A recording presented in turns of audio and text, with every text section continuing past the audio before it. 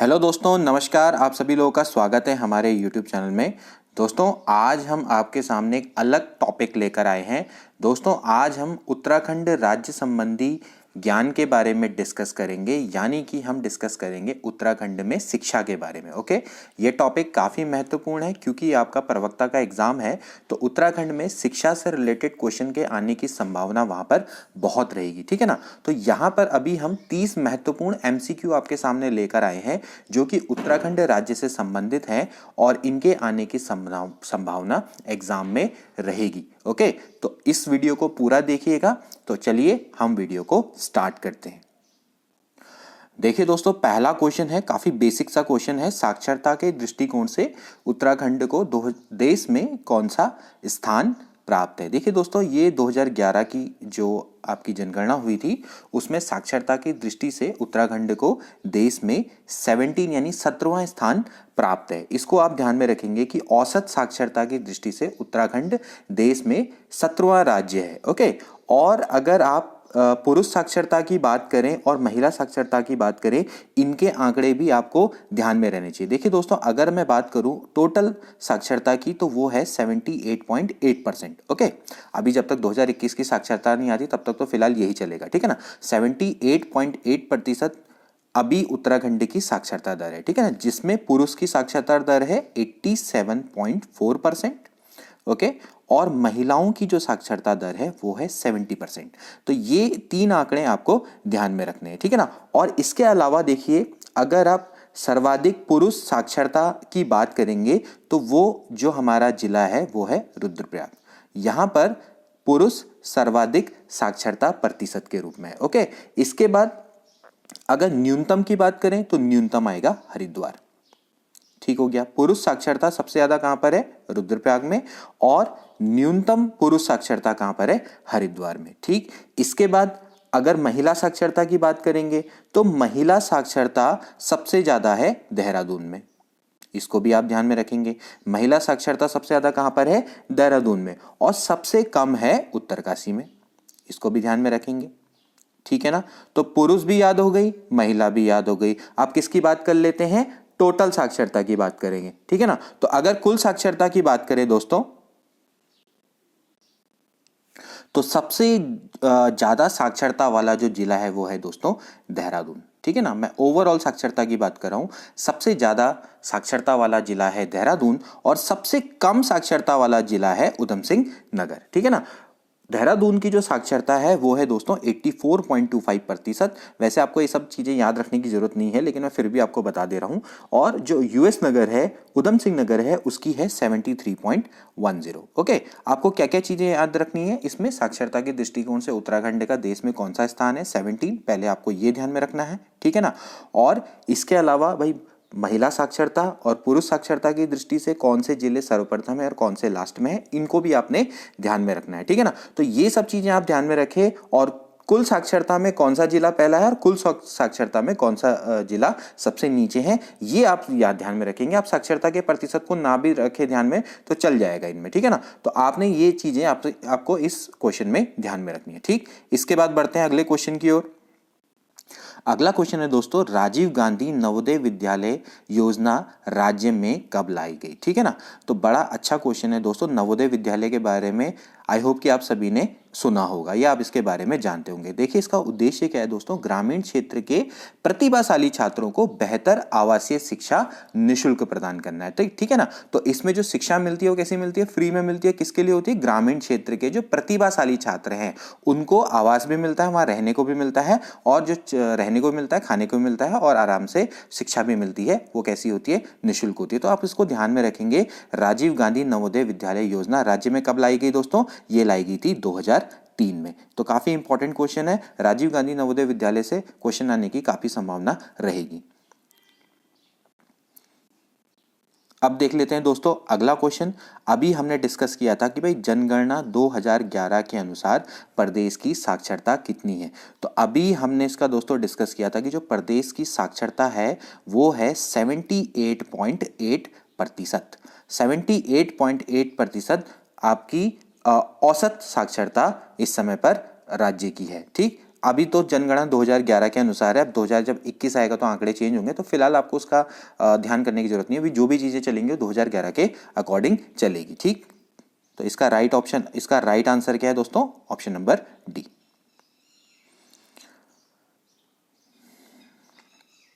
अब देखिए दोस्तों अगला क्वेश्चन, उत्तराखंड में आरोही परियोजना किस वर्ष में आई थी? देखिए इसका जो राइट ऑप्शन है दोस्तों वो है 2002। देखिए आरोही परियोजना का मतलब क्या होता है? इसका उद्देश्य दोस्तों अध्यापकों एवं विद्यार्थियों को कंप्यूटर में प्रशिक्षित करना होता है, ठीक। तो इसमें जो परियोजना है इसमें आपका जो माइक्रोसॉफ्ट है और इंटेल, इनका आपने नाम सुना होगा, तो इनसे सहायता ली गई है, ठीक है ना। तो शिक्षकों के इसमें प्रशिक्षण हेतु देहरादून में एक माइक्रोसॉफ्ट अकादमी की भी स्थापना की गई है। तो ये सारे फैक्ट आप इसके ध्यान में रखेंगे। किसके? आरोही परियोजना। आरोही परियोजना किससे संबंधित है दोस्तों? अध्यापक एवं विद्यार्थियों को कंप्यूटर में प्रशिक्षित करने से संबंधित है। इसमें माइक्रोसॉफ्ट और इंटेल से सहायता ली गई है। और इसके अलावा भाई शिक्षकों के प्रशिक्षण हेतु इसमें देहरादून में माइक्रोसॉफ्ट एकेडमी की भी स्थापना की गई है। कहां? देहरादून में, ध्यान रखेंगे, ठीक।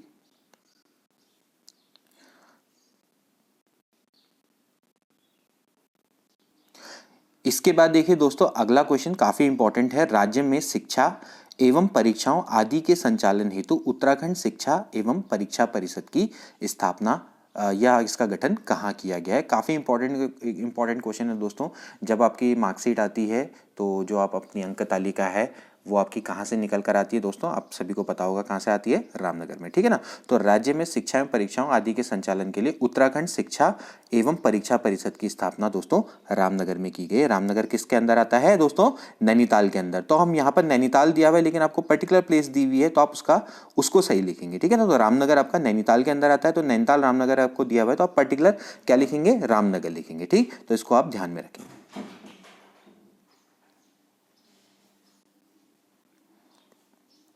इसके बाद उत्तराखंड में जनगणना 2011 के अनुसार महिलाओं की साक्षरता का कितना प्रतिशत है? देखिए फिर से वही क्वेश्चन घूम के आ गया। देखिए महिलाओं की साक्षरता का प्रतिशत अभी मैंने बताया था कितना है दोस्तों? 70%। 70% महिलाएं उत्तराखंड में साक्षर हैं। तो 2011 के अनुसार महिलाओं की साक्षरता का प्रतिशत कितना है दोस्तों? 70%। तो 70% बिल्कुल राइट ऑप्शन है, ठीक। इसके बाद अगला क्वेश्चन, राज्य में शिक्षा अनुसंधान मूल्यांकन एवं शिक्षकों के प्रशिक्षण हेतु राज्य शैक्षिक अनुसंधान एवं प्रशिक्षण परिषद SCERT की स्थापना कब और कहां की गई? देखिए बड़ा इंपॉर्टेंट है दोस्तों। NCERT के बारे में तो हम पढ़ चुके हैं। NCERT का गठन कब हुआ था दोस्तों? 1 सितंबर 1961 को, ठीक। इसके बारे में भी मैंने अपनी वीडियो बनाई है, आप चाहे तो मेरी NCERT वाली वीडियो देख सकते हैं, काफी अच्छी वीडियो है। तो वहां पर अब इसके आधार पर क्या हुआ कि भाई राज्य में भी शैक्षिक अनुसंधान एवं प्रशिक्षण परिषद की स्थापना की गई। दोस्तों उत्तराखंड में इसको टिहरी गढ़वाल जिले के अंतर्गत नरेंद्र नगर एक जगह है, वहां पर इसकी स्थापना की गई थी 2002 में। तो इसका राइट ऑप्शन है दोस्तों डी। तो राज्य में आपका जितना भी शिक्षा अनुसंधान है, मूल्यांकन है, शिक्षकों के प्रशिक्षण के लिए कौन जिम्मेदार होता है दोस्तों? SCERT तो होता है ना, जैसे केंद्र में कौन होता है? NCERT होता है, ठीक। तो यहाँ पर काफी इंपॉर्टेंट ये क्वेश्चन बन सकता है। 2002 नरेंद्र नगर, इसको आप ध्यान में रखेंगे। नरेंद्र नगर किसके अंदर आता है दोस्तों? टिहरी गढ़वाल के अंतर्गत आता है, ध्यान में रखेंगे।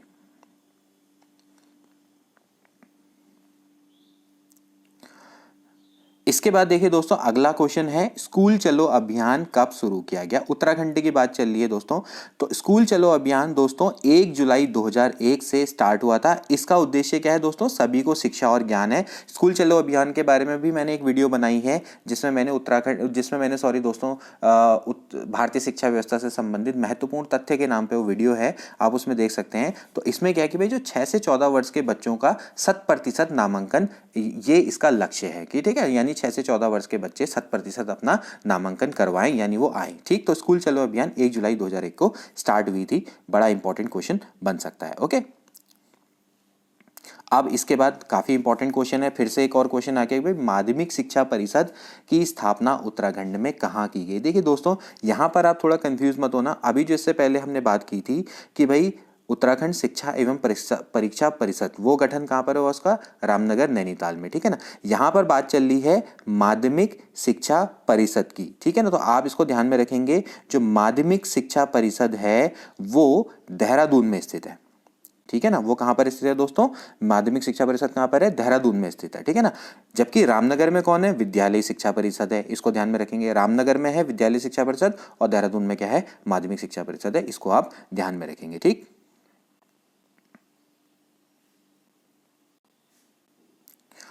अगला क्वेश्चन दोस्तों काफी इंपॉर्टेंट, राज्य में एक जिला शिक्षा एवं प्रशिक्षण संस्थान की स्थापना की गई। दोस्तों ये भी काफी इंपॉर्टेंट क्वेश्चन है और काफी फैक्चुअल सा क्वेश्चन है। देखिए, राज्य में जिला शिक्षा एवं प्रशिक्षण संस्थान की स्थापना दोस्तों उधम सिंह नगर में की गई है। काफी बेसिक सा क्वेश्चन है और ये आया हुआ भी एग्जाम में, तो आप इसको ध्यान में रखेंगे, कहां पर की गई है, उधम सिंह नगर, ठीक है ना। इसके अलावा अगला जो क्वेश्चन है दोस्तों, जो शिक्षा मित्र योजना कब प्रारंभ की गई।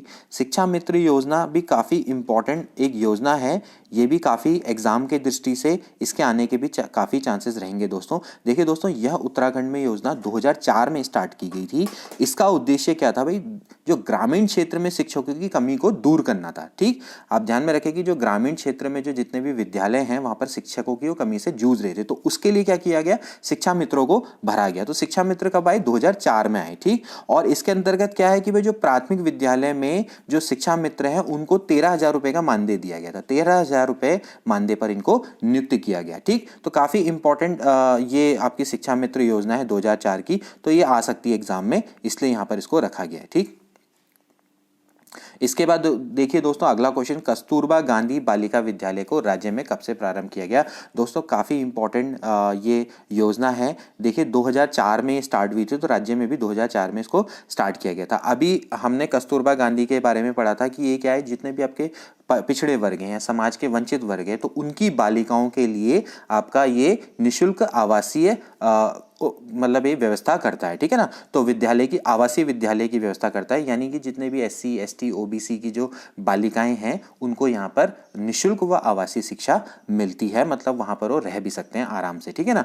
तो बहुत काफ़ी इंपॉर्टेंट ये आपकी कस्तूरबा गांधी बालिका विद्यालय योजना है। इसको अब सर्व शिक्षा अभियान के अंतर्गत मिला दिया गया है, इसको भी आप ध्यान में रखेंगे, ठीक है ना। तो आप इसमें 75% रिजर्वेशन होता है SC ST और OBC जितने भी आपके पिछड़े हुए वर्ग हैं, और बाकी जितने जो 25% इसमें आरक्षण रहता है जो आपकी गरीबी रेखा से नीचे रहने वाली लड़कियों के लिए इसमें आरक्षण है। तो काफ़ी इंपॉर्टेंट ये हम कह सकते हैं कस्तूरबा गांधी बालिका विद्यालय योजना। उत्तराखंड में कब से स्टार्ट की गई दोस्तों, 2004, और वैसे भी देश में 2004 से ही स्टार्ट हुई थी, ठीक।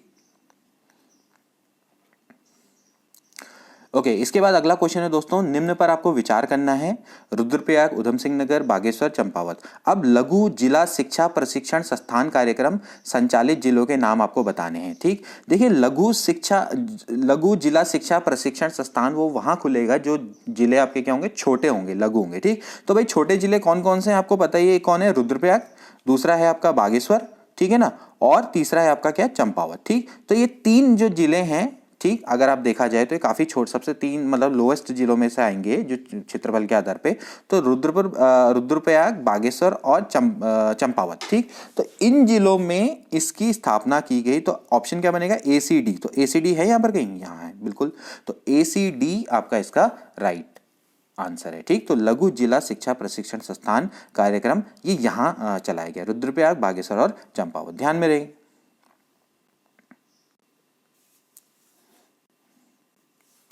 इसके बाद अगला क्वेश्चन है दोस्तों, काफी इंपॉर्टेंट है, बालिका छात्रावास योजना कब प्रारंभ की गई।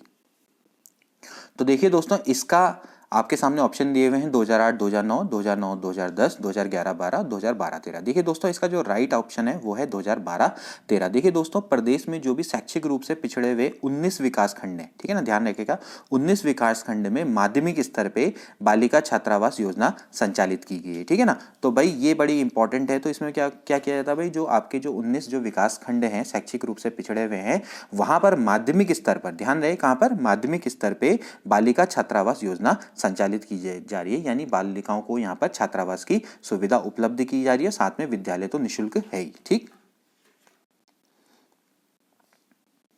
इसके बाद देखिए दोस्तों, एक और फैक्चुअल क्वेश्चन काफी इंपॉर्टेंट है। यहां पर आप लिखा हुआ है कि भाई क्वांटम विश्वविद्यालय कहाँ है। देखिए क्वांटम विश्वविद्यालय एक्चुअली ये है दोस्तों रुड़की में, ठीक है ना। तो जब आप हरिद्वार टू रुड़की जाते हैं तो बीच में आपका एक क्वांटम इंस्टीट्यूट पड़ता है, तो क्वांटम यूनिवर्सिटी करके है ये, रुड़की में ये अवस्थित है।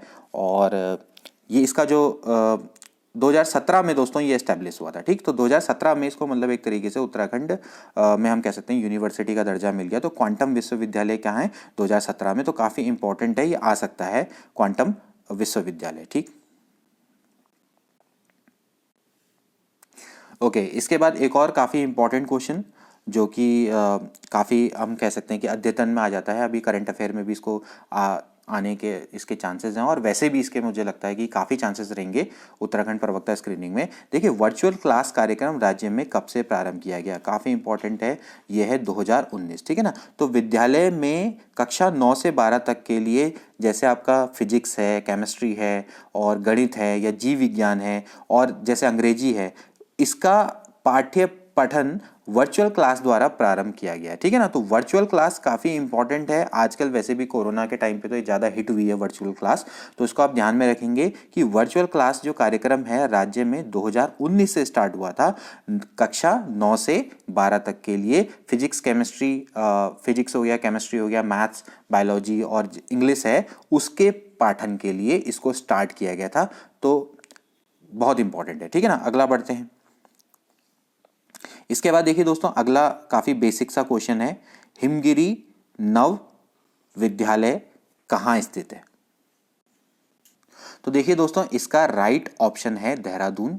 काफ़ी पुराना क्वेश्चन है, काफ़ी बेसिक सा भी क्वेश्चन है। अगर आप में से कई लोग ग्रुप सी की तैयारी कर रहे होंगे तो आपको पता ही होगा कि भाई जो हिमगिरी नव विश्वविद्यालय है वो देहरादून में अवस्थित है और 2003 में इसकी स्थापना हुई थी। 2003 में हिमगिरी नव विश्वविद्यालय अस्तित्व में आया था। ठीक,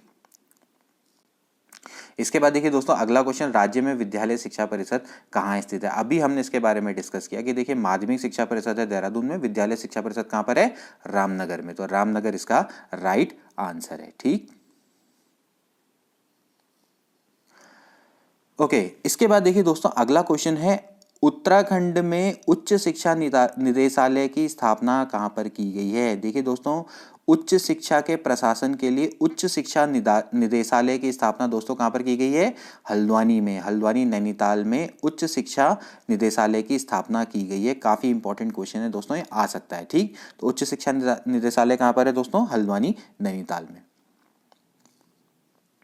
इसके बाद अगला जो क्वेश्चन है दोस्तों, ये है देवभूमि मुस्कान योजना। देवभूमि मुस्कान योजना कब प्रारंभ की गई दोस्तों, 2009 में यह योजना प्रारंभ की गई थी दोस्तों। इसका जो उद्देश्य है वो है समाज के वंचित वर्ग के छात्रों को उत्कृष्ट निशुल्क शिक्षा प्रदान करना। ठीक है ना, तो इसके तहत पे क्या होता है दोस्तों, ग्रेजुएशन तक यानी स्नातक तक की जो शिक्षा है वो निशुल्क दी जाती है। ठीक, तो समाज के वंचित वर्गों के छात्रों के लिए उत्कृष्ट निशुल्क शिक्षा प्रदान करना है, यह है देवभूमि मुस्कान योजना, 2009 में शुरू हुई थी। ठीक, इसके बाद देखिए दोस्तों, अगला फैक्चुअल क्वेश्चन, उत्तराखंड राज्य के गठन से पहले, यानी कि आप इसका गठन कब हुआ था, 9 नवंबर 2000, उससे पहले यहाँ उच्च शिक्षा के लिए सभी श्रेणियों में कुल कितने विश्वविद्यालय थे, कि यहाँ पर उत्तराखंड के गठन से पहले आपको बताना है कि कितने विश्वविद्यालय थे। देखिए दोस्तों, यहाँ पर कुल 6 विश्वविद्यालय थे। ठीक है ना, कुल 6 विश्वविद्यालय थे। इसमें से मैं आपको बता देता हूँ कौन कौन से थे। एक था रुड़की, गढ़वाल, ठीक है ना, गढ़वाल विश्वविद्यालय, कुमाऊं, गुरुकुल कांगड़ी, ठीक है ना, डीम्ड, ठीक है ना, गुरुकुल कांगड़ी डीम्ड था, और पंतनगर और वन अनुसंधान संस्थान। ठीक है ना, तो इसमें आपके टोटल मिला के 6 आपके क्या थे, विश्वविद्यालय थे। ठीक है ना, तो आप इसको ध्यान में रखेंगे। रुड़की में आपको बताइए कि भाई जो आईआईटी है, आईआईटी रुड़की की हम बात कर रहे हैं। ठीक, तो आईआईटी रुड़की हो गया, इसके बाद गढ़वाल, कुमाऊं, ठीक, गुरुकुल कांगड़ी, पंतनगर और वन अनुसंधान संस्थान, ये सारे के सारे आपके कहते हैं 6 विश्वविद्यालय थे जो आपके सभी कैटेगरी के अंतर्गत आ जाते हैं। ठीक, इसके बाद देखिए दोस्तों, अगली योजना है काल्प योजना, यानी कि 2004 में योजना आई थी। इसका संबंध किस शिक्षा से है। ठीक है, काफी अच्छा क्वेश्चन है। देखिए दोस्तों, काल्प योजना, देखिए दोस्तों, ये आपकी कंप्यूटर से रिलेटेड है। ठीक है ना, तो कंप्यूटर की शिक्षा प्रदान करने के लिए कंप्यूटर एंड लर्निंग कार्यक्रम, ठीक है ना, कंप्यूटर एंड लर्निंग कार्यक्रम को क्या बुलाया जाता है, काल्प बुलाया जाता है। ठीक है ना, कंप्यूटर एंड लर्निंग, तो कैसे लिखेंगे, CALP। ठीक है ना, तो काल्प, कंप्यूटर एंड लर्निंग प्रोग्राम। ठीक, तो ये कंप्यूटर की शिक्षा से संबंधित है, 2004 में ये आपकी शुरू की गई थी। ठीक, इसके बाद राज्य शैक्षिक प्रबंधन एवं परीक्षण संस्थान सीमेट। देखिए आपने शायद आपने इसके बारे में सुना भी हो, काफ़ी ये खबरों में भी रहता है। सीमेट राज्य शैक्षिक प्रबंधन एवं परीक्षण संस्थान, देखिए कहाँ पर स्थित है, देहरादून में स्थित है, ठीक है ना। तो राज्य शैक्षिक प्रबंधन एवं प्रशिक्षण संस्थान सीमेट की स्थापना देहरादून में की गई है। ओके, इसके बाद अगला क्वेश्चन है दोस्तों, तेजस्वी छात्र योजना 2004 का आपने बताना है उद्देश्य क्या है। ठीक, तो देखिए यहाँ पर आपके 4 इसमें उद्देश्य लिखे हुए हैं, आपको सही बताना है कि इसमें से सही क्या है। तो देखिए जो मैं आपको डायरेक्टली इसका आंसर बताता हूँ कि इसके अंतर्गत होता है क्या है कि जो गरीबी रेखा से नीचे वाले जो परिवार की बालिकाओं को कक्षा 9 और 10 में प्रवेश लेने पर 1000 एवं 2000 दिए जाने की व्यवस्था है। देखिए 9th में प्रवेश करेंगे तो क्या कितने मिलेंगे, 1000 रुपये, और अगर 10th में प्रवेश करेंगे तो कितने मिलेंगे, 2000 रुपये। तो क्या होना चाहिए कि जो आपकी गरीबी रेखा से नीचे रहने वाले जो परिवार हैं उनकी बालिकाओं के कक्षा 9th और 10th में प्रवेश लेने पे 1000 और 2000 रुपए दिए जाते हैं। तो इस तरीके से ऑप्शन नंबर सी आपका राइट है। अगला क्वेश्चन है दोस्तों, Uttarakhand university of horticulture and forestry संस्थान कहां पर स्थित है। तो काफी इंपॉर्टेंट क्वेश्चन है दोस्तों। तो दोस्तों इसके जो 4 ऑप्शन है यहाँ पर है कोटद्वार, भरसार, हल्द्वानी, रुड़की। तो देखिए दोस्तों इसकी स्थापना है भरसार में। भरसार कहाँ पर है दोस्तों, पौड़ी में। ठीक, तो Uttarakhand university of horticulture and forestry संस्थान आपका भरसार पौड़ी में। ठीक है, इसको आप ध्यान में रखेंगे, काफी बेसिक है क्वेश्चन। इसके बाद गोविंद बल्लभ पंत कृषि विश्वविद्यालय, काफी आपने इसके बारे में सुना भी होगा। देखिए जीबी पंत कृषि विश्वविद्यालय की स्थापना कहाँ पर की गई है और इसकी स्थापना वर्ष भी कई बार पूछा जाता है। तो दोस्तों जो जीवी पंत कृषि विश्वविद्यालय कहाँ पर है दोस्तों, पंतनगर में। पंतनगर किस जिले के अंतर्गत आता है, उधम सिंह नगर में, और इसकी जो स्थापना वर्ष है वो कब की गई थी, 1960 में। ठीक है ना, तो ये काफी बेसिक सा क्वेश्चन है।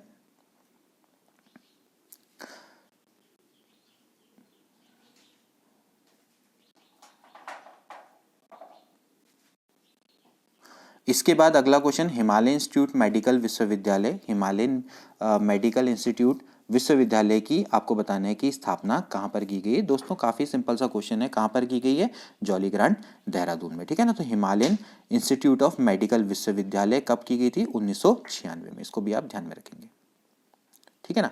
अच्छा, आप मुझे इसका आंसर देंगे कि किसने इसकी स्थापना की। हिमालयन इंस्टीट्यूट ऑफ मेडिकल विश्वविद्यालय की स्थापना किसके द्वारा की गई, काफी इंपॉर्टेंट क्वेश्चन ये भी बनता है। तो आप इसको बताएंगे कि 1996 में तो की गई, लेकिन किसके द्वारा की गई। ठीक,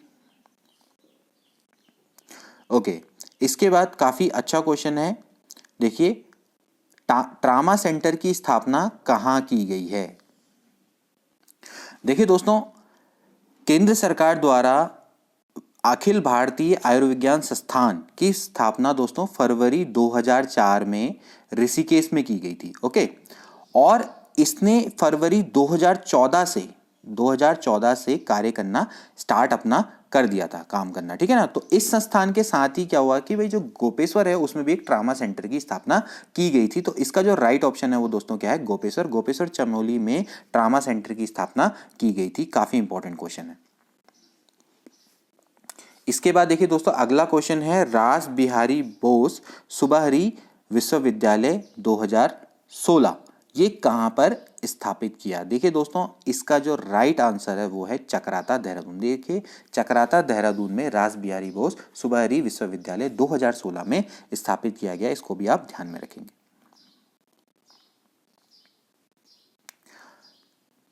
इसके बाद देखिए दोस्तों अगला क्वेश्चन है, शिक्षा आचार्य योजना कब प्रारंभ की गई है। तो देखिए दोस्तों शिक्षा आचार्य योजना दोस्तों 2004 में स्टार्ट की गई थी। इसके अंतर्गत दोस्तों होता क्या है कि जो राज्य के जो बच्चे होते हैं कक्षा 1 से 5 तक के, ठीक है ना, तो उनको निशुल्क पुस्तकों के संग आधारभूत शिक्षा प्रदान की जाती है। ठीक है ना, तो इसका उद्देश्य भी यही है कि जो कक्षा 1 से लेकर 5 तक के बच्चे हैं उनको निशुल्क पुस्तकें दी जाए और साथ में आधारभूत शिक्षा प्रदान की जाए। तो उसको क्या बोलते हैं हम, शिक्षा आचार्य योजना बोलते हैं। तो 2004 में ये स्टार्ट हुई थी उत्तराखंड में। तो ये हैं दोस्तों महत्वपूर्ण क्वेश्चन उत्तराखंड में शिक्षा से रिलेटेड, ठीक है ना। अभी इसका सेकंड पार्ट भी आएगा, अभी काफ़ी कुछ इंपॉर्टेंट क्वेश्चन भी हैं जो रह गए हैं, उसको हम सेकंड पार्ट में पूरा कर देंगे। तो दोस्तों ये वीडियो आपको कैसी लगी जरूर कमेंट करके बताइएगा और मिलते हैं अगली वीडियो में। Till then take care and good bye.